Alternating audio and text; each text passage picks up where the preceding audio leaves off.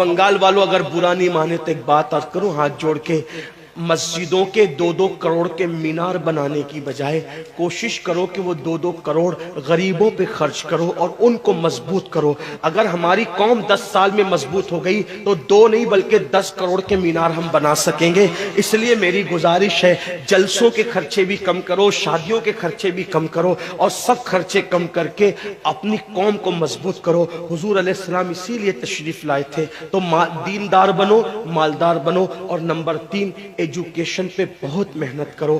کوئی بھی جاہل نہ رہے، کوئی بھی ان پڑھ نہ رہے، خوب پڑھاؤ اپنے بچوں کو۔ 10ویں 12ویں تک کبھی مت رکنا، بلکہ اپنے بچوں کو IAS بناؤ، IPS بناؤ، ڈاکٹر بناؤ، انجینئر بناؤ۔ ڈاکٹر بھی BUMS والا مت بناؤ بلکہ MD اور اعلیٰ سے اعلیٰ ڈگری دلاؤ۔ اب آپ کہیں گے مولانا پیسے نہیں ہے، میں آپ سے کہتا ہوں ہر سال عید پہ نیا کپڑا نہ بنانا پڑے نہ بناؤ، دھلے ہوئے کپڑوں پہ عید کر لو، لیکن اپنے بچوں کی تعلیم پہ خرچہ کرو۔ اسی طریقے سے کسی اور جگہ پر پیسے لگانے کی بجائے 10 سال اگر ان 3 نکات پر آپ نے محنت کر دی، دیندار بنو، مالدار بنو اور ایجوکیشن کو عام کرو، ہر بندے کو پڑھا لکھا بناؤ۔ آپ کہیں گے مولانا نوکری نہیں ملتی، میں کہتا ہوں ہم نوکری کے لیے نہیں پڑھتے، ہم اچھا انسان بننے کے لیے پڑھتے ہیں۔ اس لیے کہ پڑھے لکھے کی تجارت میں ان پڑھ کی تجارت میں فرق ہے، پڑھے لکھے کی گفتگو میں ان پڑھ کی گفتگو میں فرق ہے، پڑھے لکھے کے اٹھنے بیٹھنے میں ان پڑھ کے اٹھنے بیٹھنے میں فرق ہے۔ دیکھو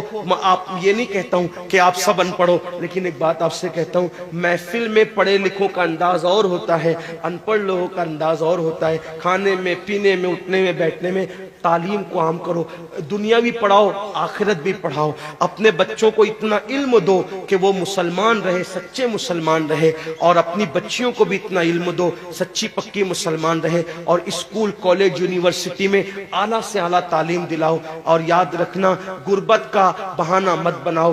بیٹیا کی شادی ہوتی ہے تو لاکھوں روپے کہاں سے آتے ہیں، اور آپ سے کہتا ہوں 8 گھنٹے محنت کرنے کی بجائے 16 گھنٹے محنت کرو، محنت میں پیچھے مت ہٹو، اپنے بچوں کو پڑھاؤ۔ صرف 10-12 سال ہندوستان کے تمام مسلمان محنت کر کے اپنے بچوں پہ محنت کر لیں، کوشش کر لیں، کاوش کر لیں، تو دیکھنا نقشہ بدل جائے گا۔ یہ بھی آپ سے کہتا ہوں، ایک بات کہتا ہوں، منع نہیں کر رہا ہوں، اگر مجھ سے غلطی ہو تو میرے علماء اصلاح کریں گے، آپ میری ذات کو دیکھ کے قبول نہیں کرنا۔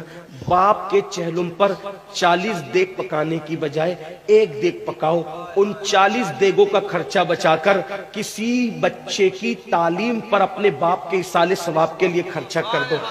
پیر صاحب کے مزار پر 1 لاکھ کی چادر لا کے ڈالنے کی بجائے 100 روپے کی چادر ڈال دو، باقی کے پیسے بچا کر غریبوں کی تعلیم پہ خرچہ کر دو۔ پیر صاحب کے ایصال ثواب کے لیے وہ اس 1 لاکھ کی چادر سے جتنا خوش ہوں گے وہ 100 روپے کی چادر سے بھی اس سے زیادہ خوش ہوں گے، کیونکہ آپ نے کسی کو اٹھا دیا، کسی کو آپ نے ترقی پہ لے گئے۔ ایک بات کہتا ہوں، میرا پیر جنتی ہے تو میرے پیر کو میری 1 لاکھ کی چادر سے کیا غرض، اس کو تو جنت میں اس سے بہتر لباس مل چکا ہے، اس کو تو 1 لاکھ کا اس سے بہتر لباس مل چکا ہے۔ تو یہ باتیں تلخ لگے معاف کرنا، لیکن آپ سے ایک بات کہتا ہوں، رسومات سے نکلو، حقیقتوں کی طرف آؤ، رسومات سے نکلو، سچائیوں کی طرف آؤ۔ ایک دوسرے کو گرانے کی کوشش مت کرو، ایک دوسرے کو اٹھانے کی کوشش کرو، آپس کے جھگڑے ختم کرو۔ تیرا سلسلہ بڑا، میرا سلسلہ بڑا، تیری برادری بڑی، میری برادری بڑی، تیرا پیر بڑا، میرا پیر بڑا۔